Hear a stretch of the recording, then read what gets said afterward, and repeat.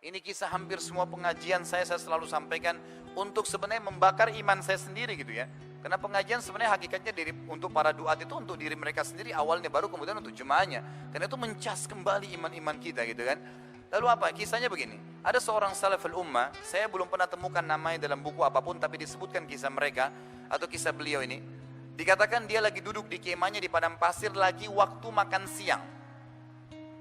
Di kemahnya dia lagi makan siang.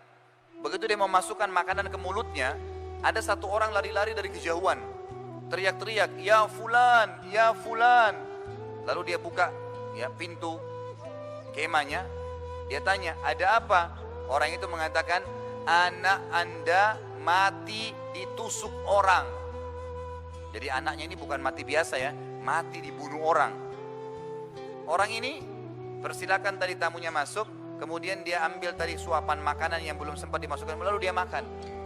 Yang bawa berita penasaran, "Ya fulan, anak Anda mati ditusuk orang." Dia langsung berhentikan tangannya dan dia mengatakan kalimat begini, "Inna lillahi wa inna ilaihi raji'un." Kami milik Allah, kami hanya akan kembali kepada Allah. Lalu dia masukkan makanan ke mulutnya. Ini berita anaknya mati ditusuk orang ya. Yang bawa berita penasaran lalu mengatakan, "Ya fulan, wallahi, demi Allah, saya lihat seseorang menusuk dada anakmu, keluar darah, mati." Orang ini tadi waktu habis sementara ngunyah makanan, diberhentiin kunyahnya lalu dia bilang begini, "Inna lillahi wa inna ilaihi raji'un." Kami milik Allah, kami akan kembali kepada Allah. Lalu diambil lagi suapan, dimasukkan ke mulutnya. Artinya tetap santai. Yang bawa berita penasaran, dia bilang apa? "Demi Allah wahai fulan, yang saya bayangkan makanan depan Anda ini Anda akan buang semuanya, Anda akan lari dan balas dendam kepada siapa yang bunuh anak Anda."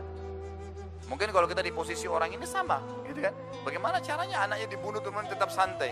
Apa jawaban dia? Perhatikan, orang yang beriman kepada Allah terbentuk karakter kebahagiaan selalu dalam hatinya, walaupun dalam keadaan musibah besar datang anaknya lagi dibunuh. Dia katakan apa?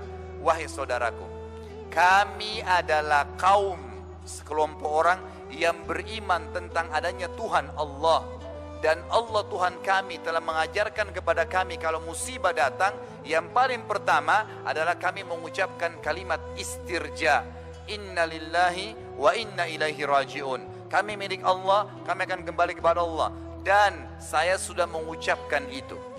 Sedikit saya keluar dari kisah ini, ada sebuah hadis Nabi SAW yang berbunyi, siapa yang tertimpa musibah kemudian dia baca istirja, inna lillahi wa inna rajiun, ditambah doanya, Allahumma ajirni fi musibati wa akhlif li khairan minha, yang artinya kami milik Allah, kami akan kembali kepada Allah. Ya Allah, tolonglah saya dalam musibah saya ini dan gantikan saya yang lebih baik darinya.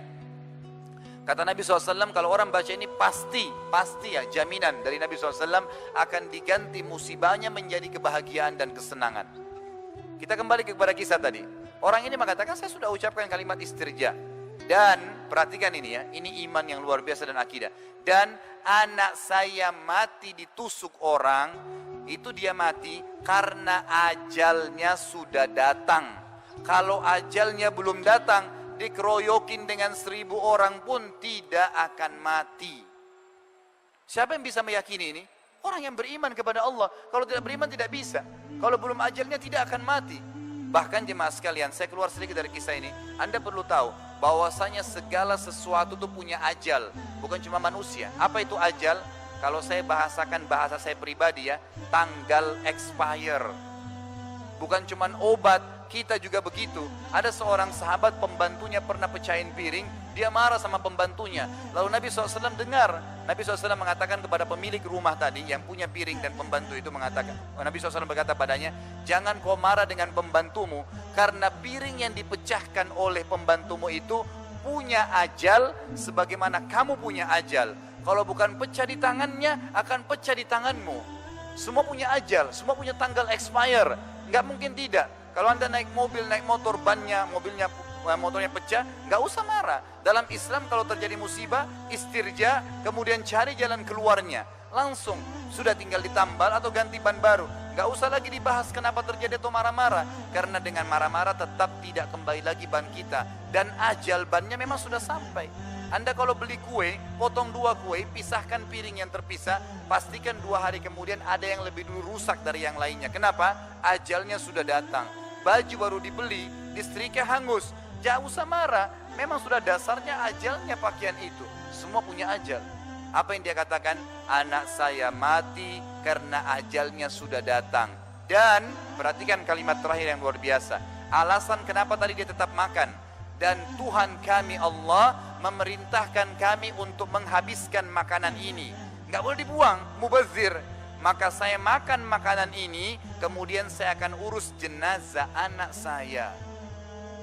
Perhatikan bagaimana orang yang beriman pada Allah terbentuk menjadi karakter yang tahu mencari jalan keluar dan tetap bahagia.